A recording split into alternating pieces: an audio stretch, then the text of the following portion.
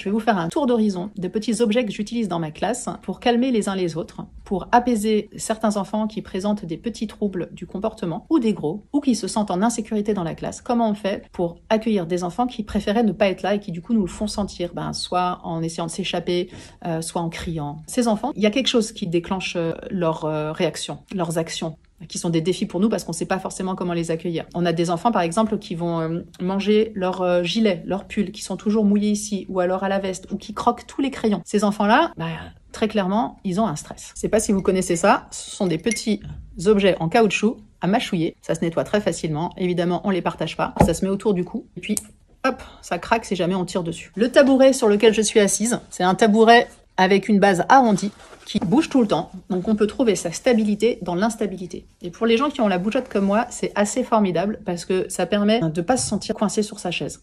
Donc pour les enfants qui ont besoin de beaucoup de mouvement, ça c'est super, d'autant plus qu'ils vont s'amuser à s'allonger dessus, ils vont tourner avec, ça va leur permettre de se dépenser. Des sabliers, soit avec du gel liquide, soit avec du sable, de toute taille, de toute forme, et qui sont très agréables à manipuler quand on a envie d'être un petit peu seul avec soi-même. Des pop-it, évidemment.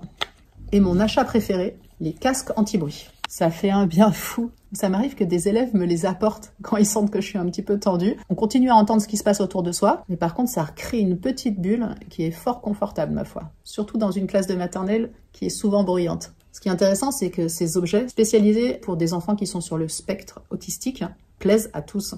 Et je suis bien contente de les avoir, parce que ça fait drôlement plaisir de voir un enfant qui spontanément va chercher le casque quand je vois en petite voiture par exemple. Je me dis que cet enfant-là qui n'est pas sur le spectre est bien content lui aussi d'avoir cette petite bulle insonorisée.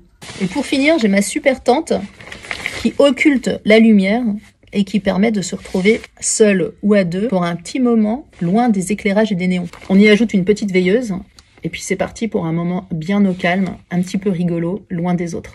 Parce que le groupe, il peut être pesant pour tout le monde à un moment donné. Et de pouvoir trouver un petit moment pour soi, réussir à s'extraire de l'ambiance de la classe, c'est vraiment chouette.